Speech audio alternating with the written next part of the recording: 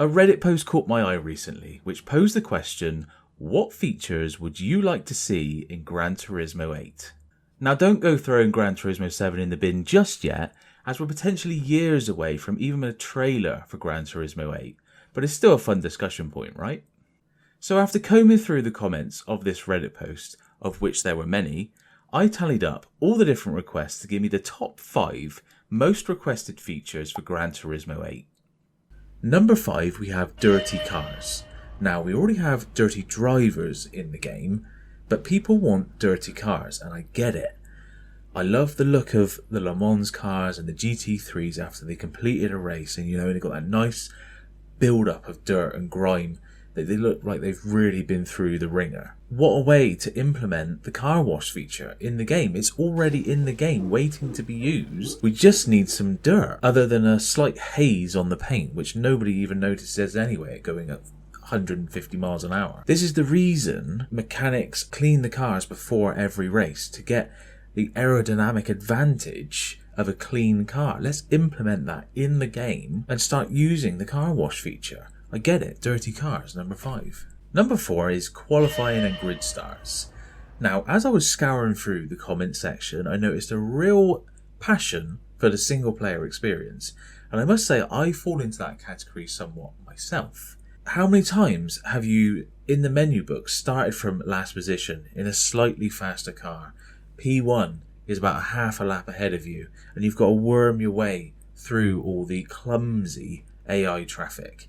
Now that's not fun. We want a nice qualifying system where you can maybe start from the front, protect the lead. And also, with a rolling start like that, it separates the field too much. The AI are too far apart from each other to replicate a real life race where they might be jockeying for positions 3 wide into a corner. There's none of that.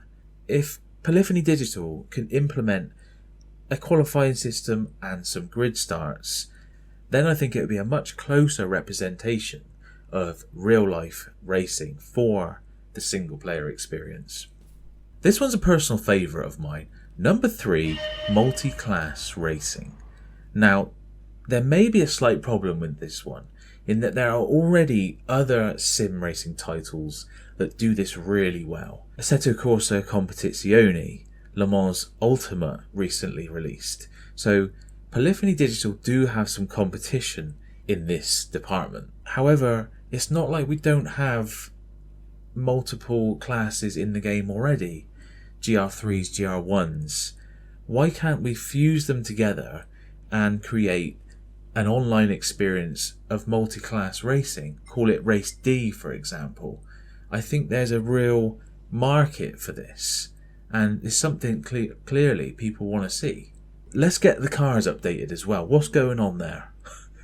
Let's get them updated. We're racing in 2015 cars here. Another licensing issue, I can only assume. Now, it would be too easy to say, well, if you like multi-class racing, go and use another sim title that does it well. The problem with that is people like what they like. And I can understand once you're embedded in a certain ecosystem, i.e. the Gran Turismo ecosystem, you kind of want every available feature embedded within the game. I completely understand that. Therefore, the cars are in the game, the features surely can be added. Let's get the two fused together and make a Race D multi-class racing. Now, the second most requested feature for Gran Turismo 8 is improved AI. Now, this goes back to point number 4, quality and grid starts, in that there is a real demand for the single player experience, and that only improves with improved AI, AI that can respond better and can cause collisions up ahead or go 3 wide into a corner, bring out a red flag, all these different variations. However, we do have to ask the question, will AI be able to replicate human behaviour? Now, that's a whole topic that I definitely do not want to get into. However, it feels at the moment, I don't see a way of, you've been chasing someone down, for example. You've got a lap to go.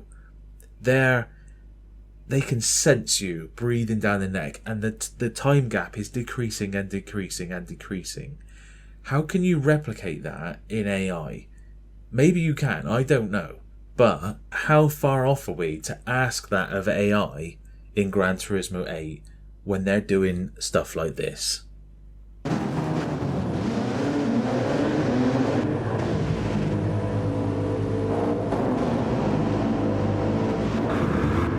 Now, the number one most requested feature, remember this is your list, ain't nothing to do with me, is, wait for it,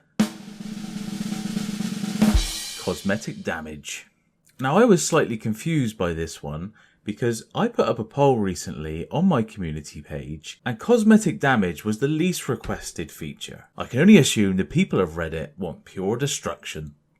Now, I can understand why Cosmetic Damage has never really been included in the franchise.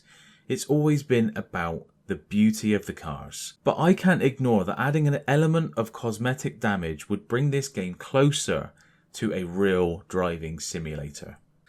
Now let me know what features you think are missing from Gran Turismo 7. It may be fun to look back in a few years' time and see if any of these elements were actually implemented into Gran Turismo 8. Now if you're looking for some inspiration in Gran Turismo 7, I've got you covered up here. As ever, I'm Mad Ludog signing out. May the force feedback be with you.